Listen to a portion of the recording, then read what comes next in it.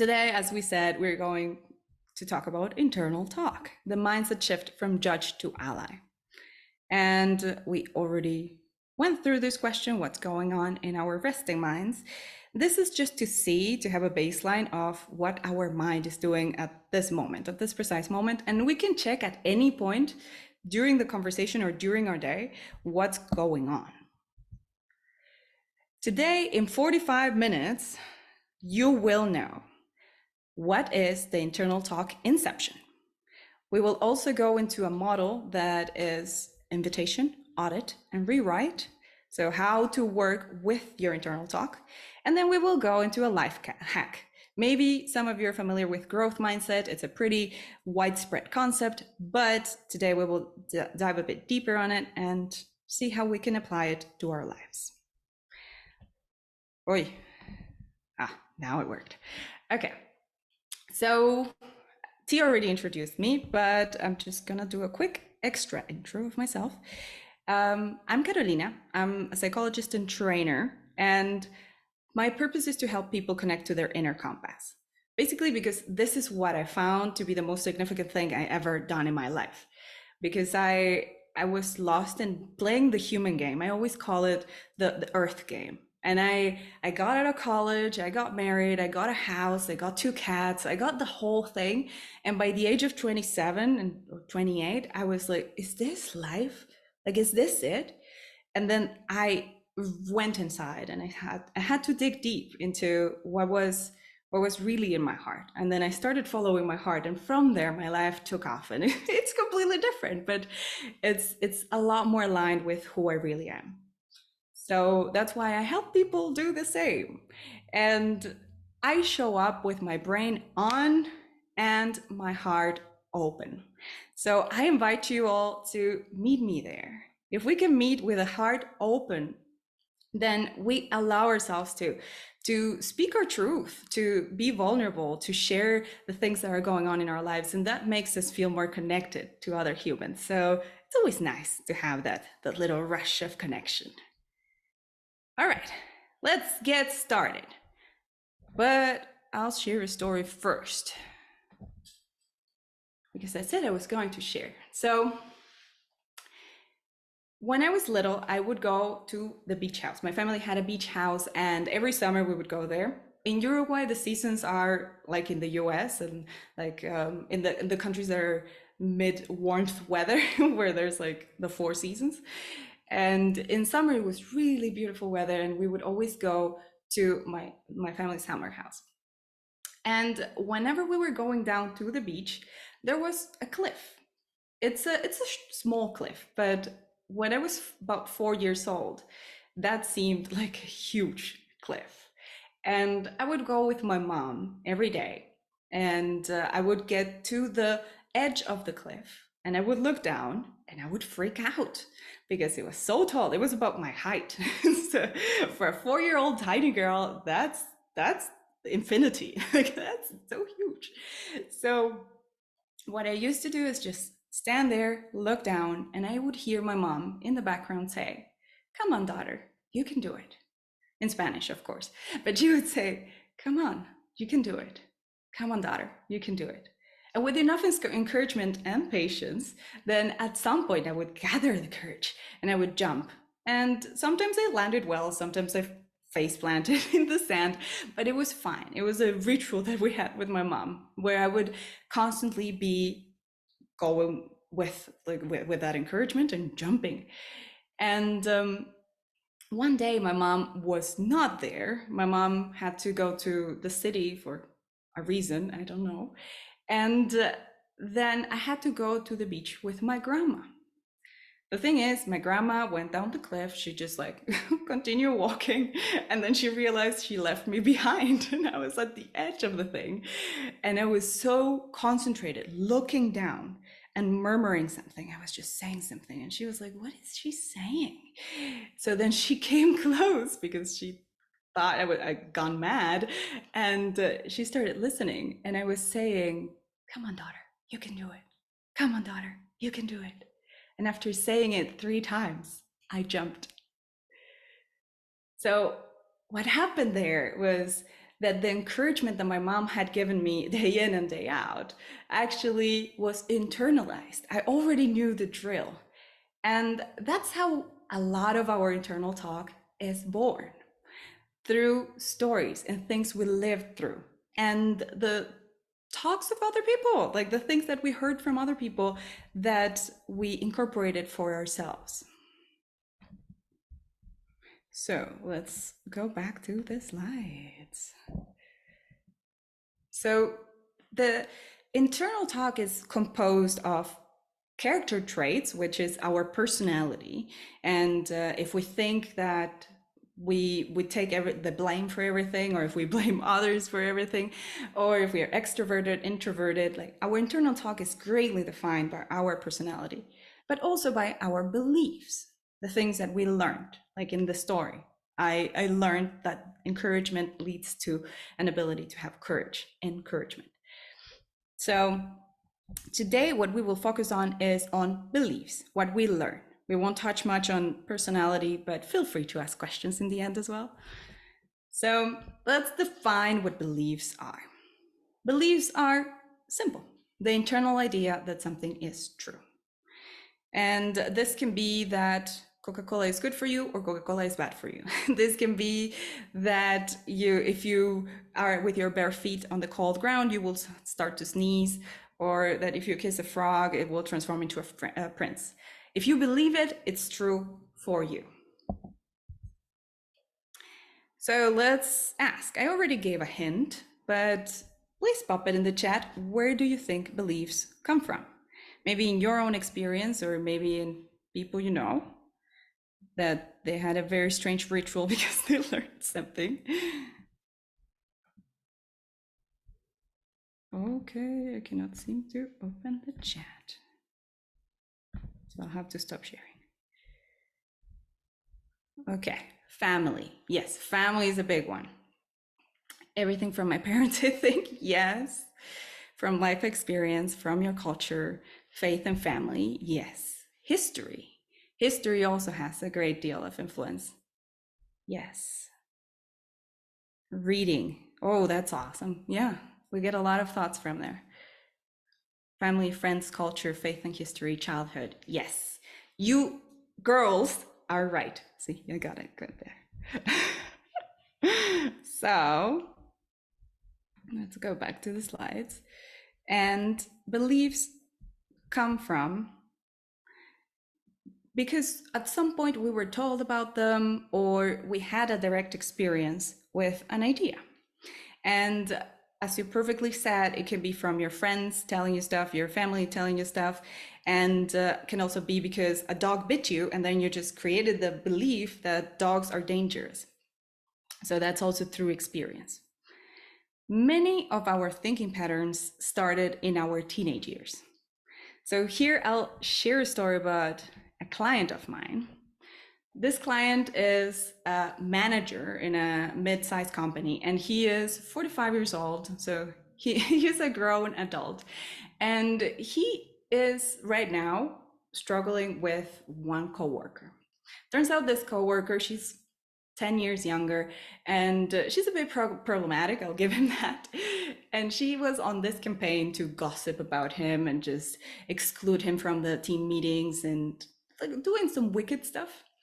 And then he reacted to this by starting to gather evidence about how she was not the perfect person that she said she was. And he started playing the same game. And when I was listening to him and his reactions, I was like, are you the same person I was talking 10 minutes ago about sales projections? This doesn't look like it's the same person. So digging deeper, what we found is that he was turning back to his teenage years.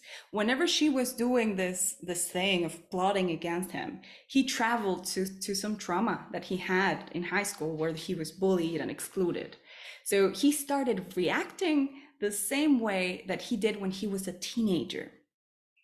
And that's the danger of not checking our beliefs, because sometimes if you in this case, if you think, oh, she's plotting against me, so I'm going to have the upper hand and I'm going to plot harder and then have a higher ranking, so then I'll win, then you're entering a game that it's not very adult. You're playing the game of teenagers, and you're not in that scenario anymore. It might have been useful when you were a teenager. So don't get me wrong, there are some things that are very adaptive. So for families that had a very sensitive parent that was like emotionally unstable, and they had to walk on eggshells around them, then I actually had that. My dad was very reactive, and I had to walk on eggshells around him, and then I walked on eggshells around my boyfriends in the future. Like when I was 25, I was like, why am I still walking on eggshells? This person is completely different. But we learn things when we are children and teenagers that then we take on. And if we don't revise them and we don't know that that pattern is happening, then we might have the same reactions that when we were vulnerable, when we didn't have resources, when we were children and really, really not protected.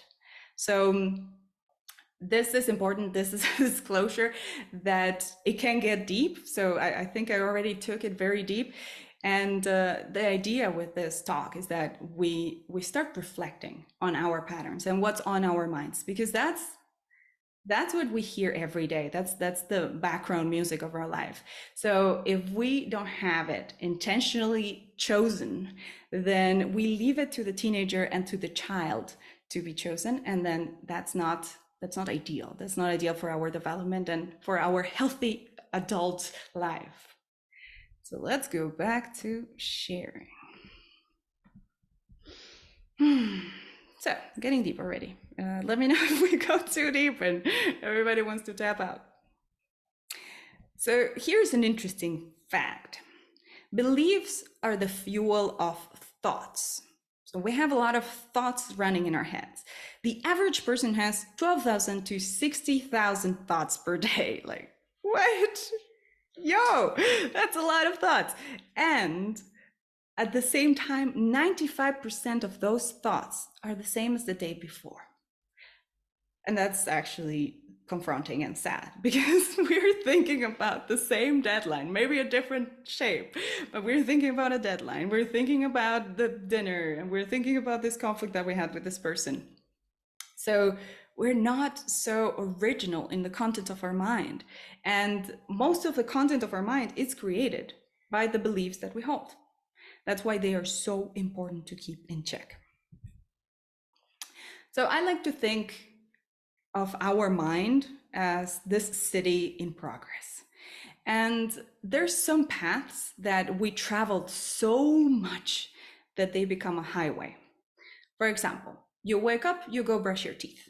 Let's say that you do that every day, every year for 15 years. By the time that you wake up the next day, you already know the way that it's going to go, at least initially. And what we do is, in our brain, we're creating a neural pathway that is very cemented, that is very paved to have a quick firing, and the neurons know exactly where to go. So these are the highways of our mind. Whenever somebody rings the bell, we go and answer the door. Like, there's things that action, reaction. We take direct input, and we have a shortcut, a highway to the answer. What we will talk about today is actually the road less traveled.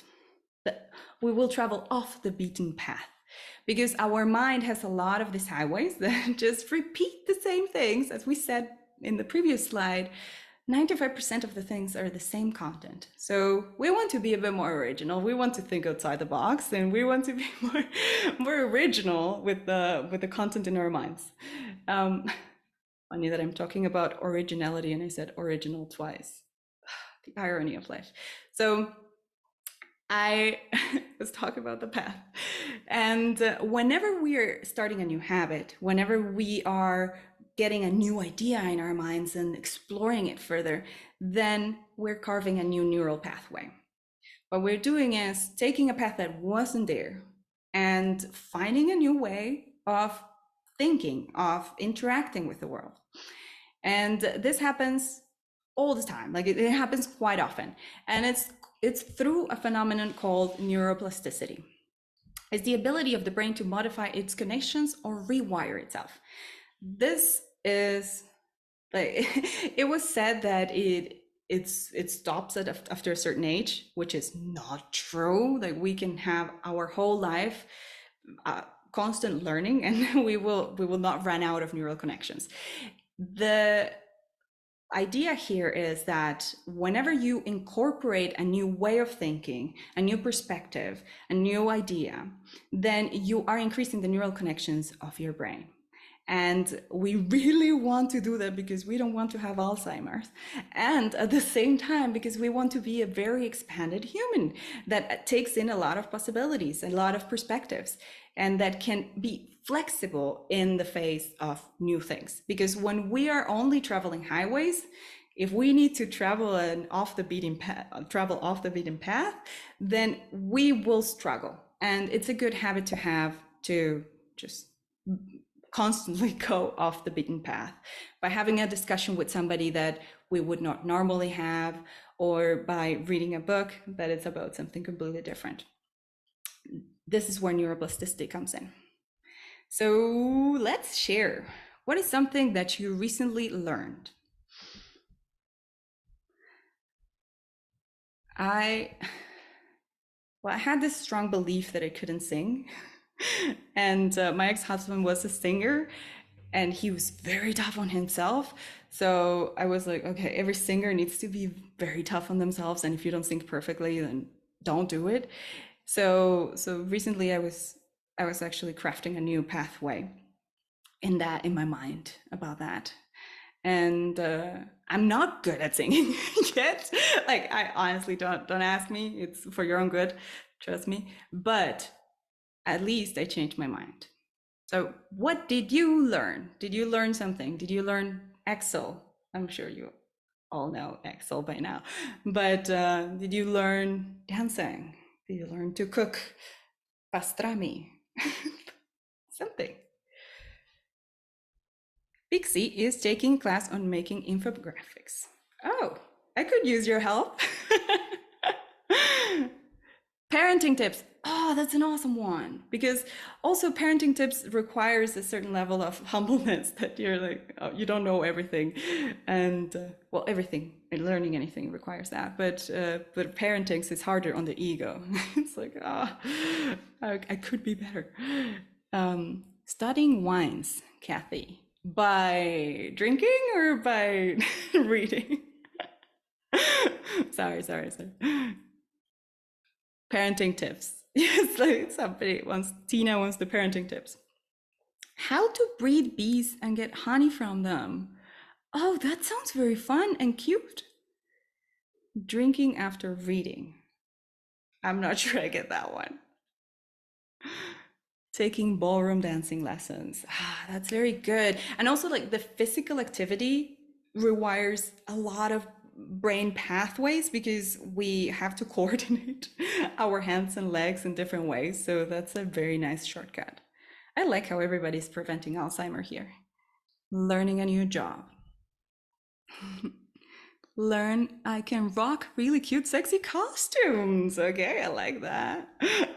That's a good confessions. Okay, let's continue. Box breathing. Oh, box breathing. Not in this session, but maybe one day we can do a session on that, because I love box breathing too. Okay, so let's go into a model that is very helpful for rewiring our thinking.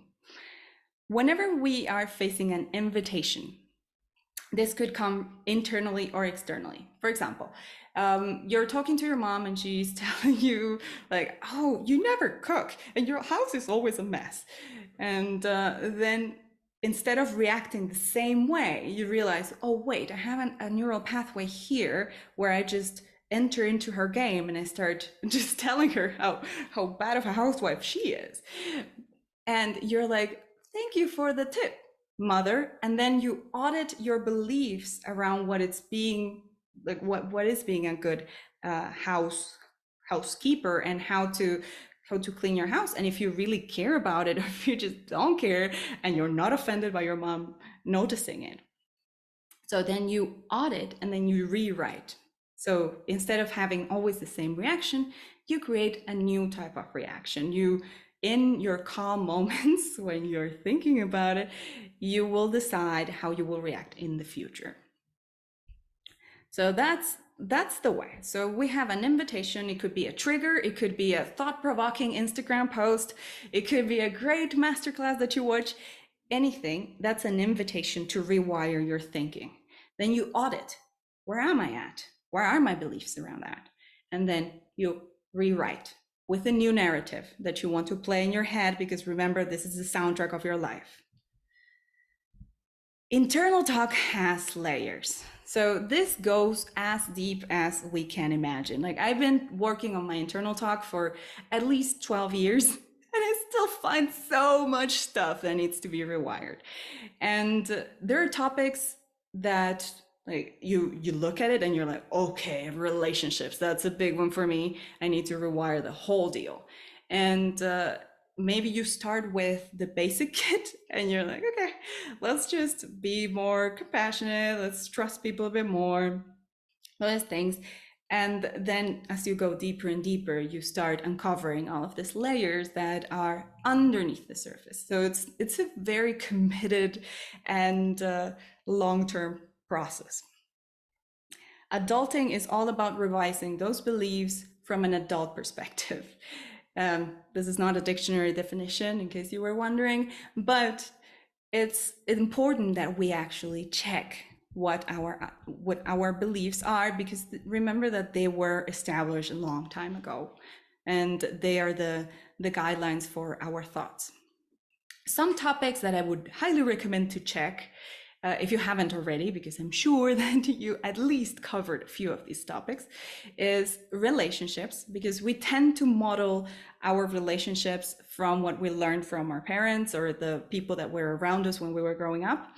And there are some things that maybe are good to take and some things that maybe are not good to take. For example, from my father, I said that my father was a very emotionally sensitive person. He would snap out, like, at times. And what I thought was that, oh, men just snap out, like he just closes the door and locks himself in the room and he's fine with that, and that's how everybody is. So then when my husband did it, then I was like, oh yeah, that's of course normal.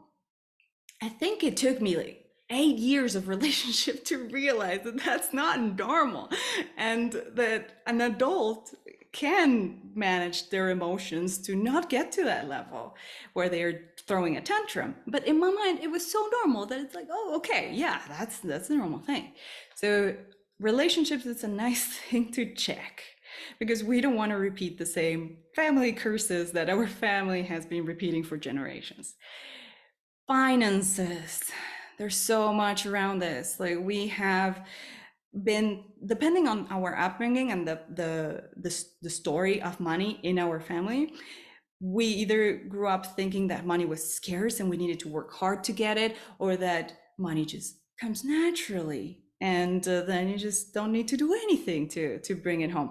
And then as you adult, you realize that, oh, there's somewhere in between that we need to work, and also at the same time not work too much so we can live. So there's a lot of restructuring and rethinking around the finances topic. Same for career. We come from boomers. Our parents are boomers, and they worked hard. They worked for a living. And in our generation, that's no longer true. So we still hold a lot of beliefs that they had, of like, respect your boss and don't show your emotions, be tough, like all of these things that you're like, well, this doesn't apply anymore. So we need to check that. Also, happiness. Happiness, what is happiness for us? Because we don't want to take the Coca-Cola version of poor Coca-Cola, I'm really trashy. But we don't want to take that version of happiness that is just drinking a Coca-Cola and then you're happy. We want to define for ourselves what it is, and then go and execute on that. And our values, because the values of our family might not be the same as ours. They're individual, the values are individual, and we need to choose them. Quiz time. Respond with yeah, sort of, or nah to the following statements. We will go through 3 questions, and please write in the chat what you think. Do you think intelligence, IQ, is fixed? Let's see. Nah. Okay, I like it. No. No, these are the serious people of the group. You can see that they respond no instead of nah. Okay. Well, then let's go to the next question. If I can, yes. Do you think sports ability is only innate?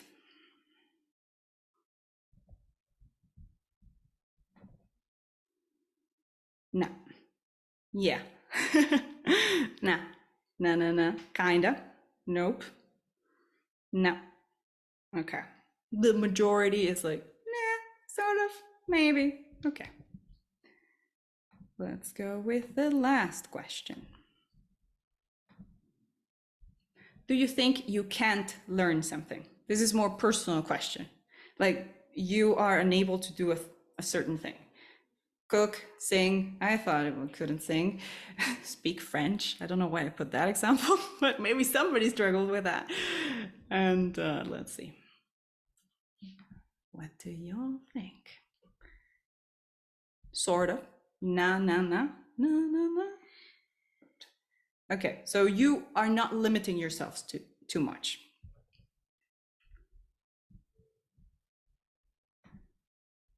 Let's go back to the question. So here with these questions, we are hinting towards the 2 types of mindsets. We have the fixed mindset and the growth mindset. This is a term that was introduced by Carol Dweck. She is a scientist. She has been doing a lot of studies on how we perceive intelligence and talent. And she formulated this theory that fixed mindset is when you believe that intelligence and talent are fixed at birth. Whereas growth mindset, when you have growth mindset, you believe that intelligence and talent can be developed. The fixed mindset has some characteristics because when you are in fixed mindset, and we all are, let's break that barrier down. Like we all are fixed mindset in one thing or the other. We might be mostly growth mindsety, but there's something in there. There's something in there that it's going to get us. So when we're going through to that mindset, we want to avoid challenge. We give up easily. We feel threatened by others' success, and we reject feedback. Because when we get feedback, it's like, I worked so hard for this, and you're just giving me feedback. I don't think I suck. I quit. And this is the side effect of having a fixed mindset, because one cannot, it's not in charge of the ability to learn something. When you have growth mindset, you embrace challenges. You might be a bit grumpy initially and be like, do I really want that challenge? But you like the idea of facing off a challenge. You're eager to learn and improve. So you know that there's a way around this, that either somebody did it or you have the strong belief that you could do it. You're inspired by others' success. This is a strong distinction, and it's very important because sometimes we feel threatened by somebody's Instagram, by somebody's millions in the bank, by somebody's interview on Oprah, and we are not seeing the potential of that. We are not inspired by them and being like, oh, how did they get there? Like, what did they do? So it's a nice reminder to have a growth mindset in that area. And accepting feedback. Of course, if it comes from a person that has your best interest in mind, not somebody that is just trying to take you down because they're fixed mindset. There's one tool that I love a lot and is from the growth mindset. You ready? I can't do this yet. Adding yet to every sentence when you find yourself talking yourself down and you're like, I can't sing, I can't cook, I can't do this yet. We just add yet at the end of the sentence and we flip it around because we become all of a sudden in control. And it's within us if we decide to prioritize that as a learning opportunity or if we just let it slide. Okay, so we are approaching the end. By now, you know how internal talk is born. So we learn it by taking it from our parents, our friends, our culture, everything that's around us, and then we incorporate it as a beautiful thinking head. Then we have the model, invitation, audit, rewrite. Whenever we are invited by life to have an opportunity to rewire our brain and the way that we think, we can use this model, invite, audit, rewrite. It's important because we might think, or we might feel that we're playing a play that somebody else wrote for us. And whenever we're using this technique, whenever we are revising our thoughts, we're grabbing the pen and writing the script of our own life. And remember, this is the soundtrack. This is what's going to get you from A to B or from C to D. And you need to have an encouraging mindset in order to move forward with what you want to do. And finally, we worked on the life hack, the growth mindset. This is just one tool you can use to keep yourself in check, to be like, okay, am I having a fixed mindset right now, or am I having an open mind and a growth mindset? Okay, so quickly before we end, I just want to connect with you all. You're awesome. You stayed through the whole thing. Wow. I know we sprinted through it, but still impressive. So I'm going to put in the chat my LinkedIn because I want to see your beautiful faces in there. I'm gonna put it. This is the soundtrack of my actions. And yeah, you could scan hopefully the code if you wanted to have it in your phone, and there you can have my LinkedIn, my Instagram, and my website if you want to check it out. But while you do that, I'm also very curious to hear, either by unmuting or by putting it in the chat, what do you take? What do you take home from this talk on internal talk?